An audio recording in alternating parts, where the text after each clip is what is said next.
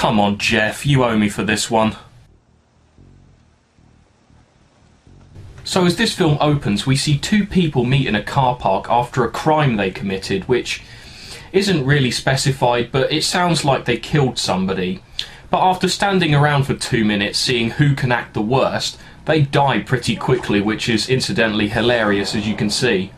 We're then introduced to these two brain-dead cops talking crap, and the dialogue is just so awkward and stiff.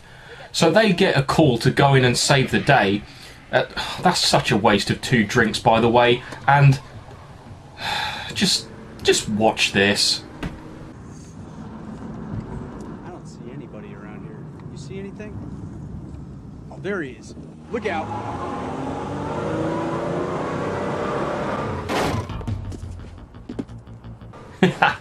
That's the worst death by car I've ever seen. That goes alongside other craptastic moments in my Hall of Fame, such as worst special effect. It is quite possibly, without a doubt, the worst special effect I have ever seen in my life. Fact.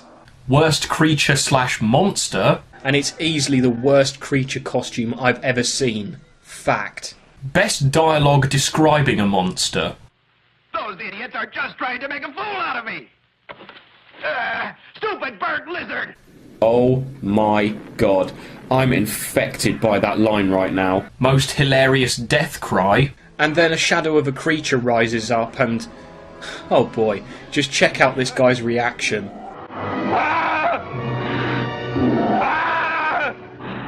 That was Oscar-worthy.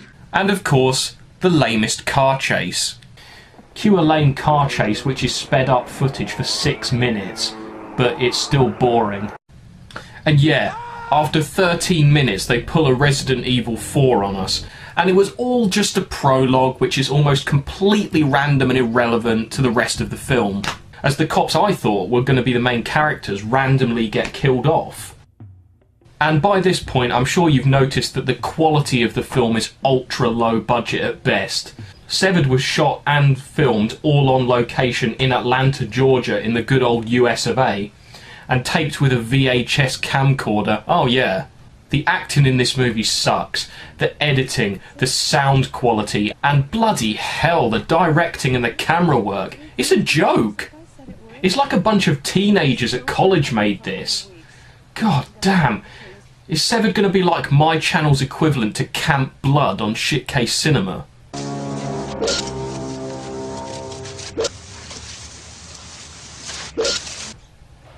So we move on to the local cop shop, and this guy is getting yelled at by his boss for not getting anywhere with the case against the killer. I think the dialogue is written to be serious, but it just made me laugh. Not only that, we've lost 2 of our own men to this bastard. All you bring me is enough photos to keep Kodak in business for the next 20 years. Sit down, Barnes. You're making a scene. I can't sit down. Got no ass left. You know why? The chief just chewed it off. I'm bringing in a specialist. Local or Fed? He used to be a Fed. Now he's over in Cannon County, working as a bounty hunter. I've been busting my ass in this case for 8 months, and you're gonna replace me with a hired gun? Who is it, Blake?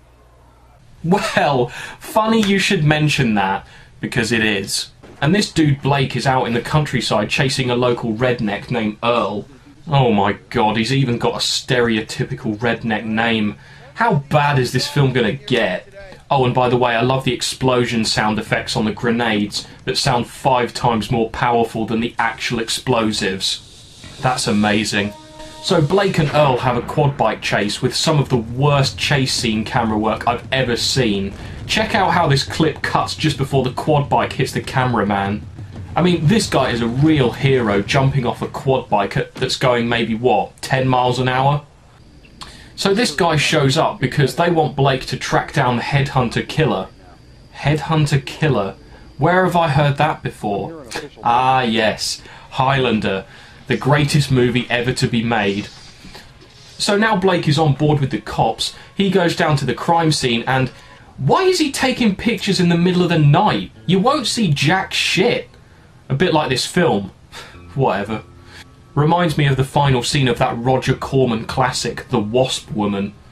There's a lot of running in a dark room, but I've got no idea what's going on because it's simply too dark to see.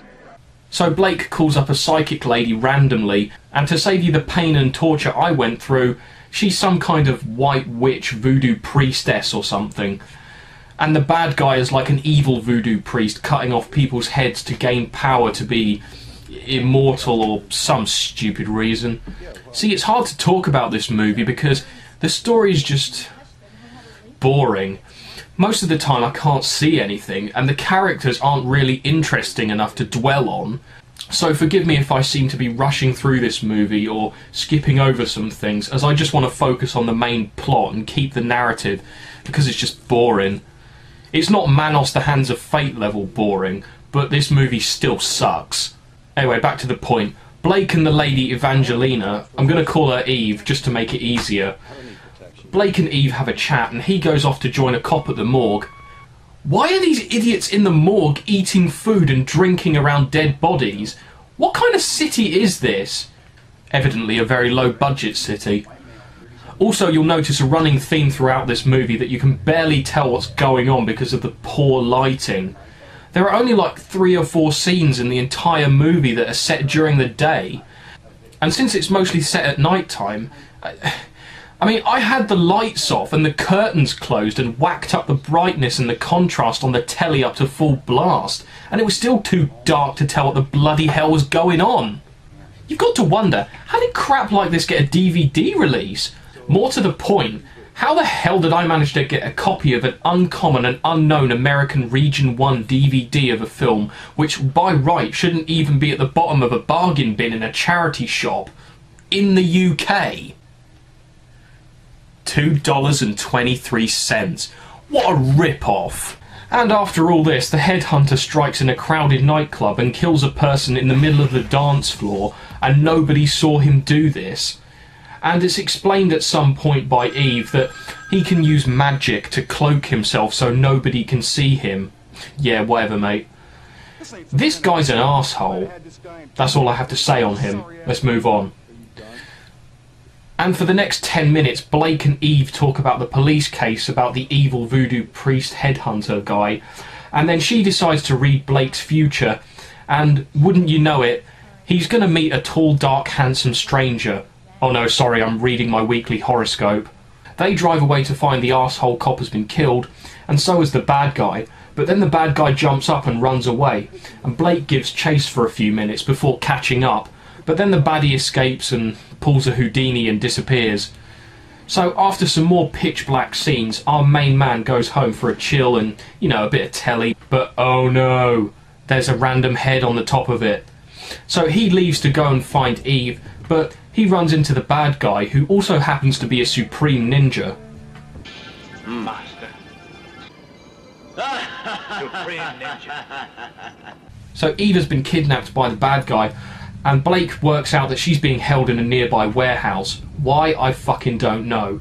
I guess because the headhunter wants to sacrifice her in some ritual thing, but our guy destroys his way in on a forklift truck. The headhunter basically beats him up and throws him around from what I can make out because, yes, yet again, I can't see anything. Eve gets her head cut off, and then Blake blows the guy to pieces with a shotgun. But at the end of the movie, it appears that the bad guy transferred his spirit into Blake during the fight, and he's now got Blake's body. So the bad guy has won. The end. I knew this would be completely random and crap. This isn't a movie I hate just because it's boring. I think it's a bad movie simply because it just sucks in every way. It's that amazing. So remember, kids, don't take up voodoo as a hobby, and I think this film deserves a pathetic 1 out of 10.